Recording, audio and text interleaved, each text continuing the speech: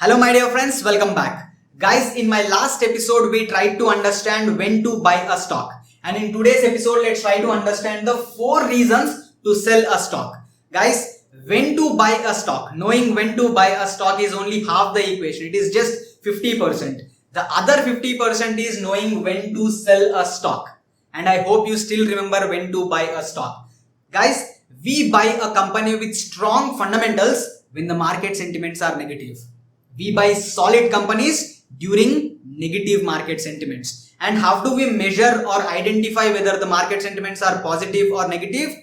We use price to earnings ratio as a proxy to determine whether the market sentiments are positive or negative. Put it simply, we compare the current PE ratio with last 5 years average PE ratio. That's how we measure the market sentiments. And if the current PE ratio is lower than the 5-year average PE ratio, that's when we buy the stock.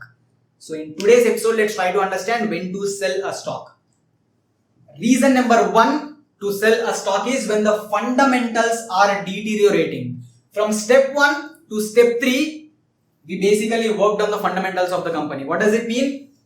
We buy companies with strong financial health, high growth, stable companies and companies with that generate high profitability. If these factors are deteriorating, that means the fundamentals are deteriorating. That means weak financial health or low growth, or maybe the company is generating low profitability. If any of these factors, the fundamentals are deteriorating, we sell a stock outright. So this is pretty simple. It is straightforward. Fundamentals are deteriorating, we sell the stock. The second reason is better alternative investment opportunity. Better alternative investment opportunity is the second reason to sell a stock. For example, the stock you own, company A, its expected returns is, let's assume, 14%, and you have a better alternative, where you can generate, let's assume, 19% compounded return. Obviously, it's better to switch from the current company to a better company, right? So that is the second reason. When you find better investment opportunities, you switch from the company you own and you sell it. You basically buy the other company with great, opportunities. The third reason to sell a stock is over concentration. What does it mean? See, by the way, over concentration is actually a good news. You bought a stock and it generated, it became one of the biggest gainers in your portfolio, and now it is, let's assume, 25% of your portfolio. It made a lot of money that it became too much of your portfolio, which is a good news. I won't recommend you to sell the stock outright, but at least trim down. At least try to sell a portion of it where you can bring down this percentage to a comfortable level. So the third reason to sell is over concentration. When a particular stocks become too much of your portfolio, maybe it's time to sell. The fourth reason is pretty straightforward. When the stocks get overvalued.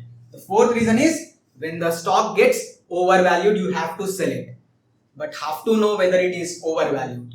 Now, how do we determine whether it is undervalued? For that, we focus on market sentiments and we use current PE ratio should be less than 5-year average PE. So this is when we buy. We use PE ratio as a proxy to determine whether the market sentiments are positive or negative, and we buy when the market sentiments are negative, and this is what we use, 5-year average with current PE.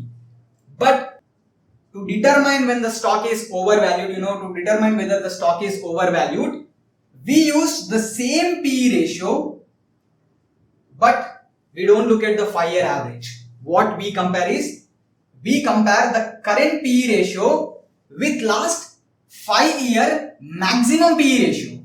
We compare the current PE ratio with maximum last 5 years PE ratio. For example, 13, 17, 21, 19, 19. Let's assume that these are the last 5-year PE ratios. Now, which is the maximum? 21 is maximum. If you average these PE ratios, maybe it is around 15, I guess. So 15 or 16 is the average. So you buy the stock here when it is lower than the average PE ratio, and you try to sell it here. Don't try to be precise. If you try to be precise in stock market, never try to be precise. Just use the maximum PE ratio, the last 5 years maximum PE ratio as a proxy to start selling. As and when the stock gets closer to that maximum PE ratio, you can start selling your stock. So don't try to be precise. Just use these 4 reasons as a proxy to sell your stocks. So yeah, guys, we are almost done with stock market success blueprint. There is only one last video that is left, 21st episode, which is the grand finale episode. And guys, let me tell you, the next video is going to be the most interesting and most important video of this stock market success blueprint, where I am going to show you the implementation part. It is very important, where you will learn the implementation, the practicals of stock market success blueprint. And I have a very big surprise for you. Guys, it's a mind-blowing video. It is going to be a mind-blowing video.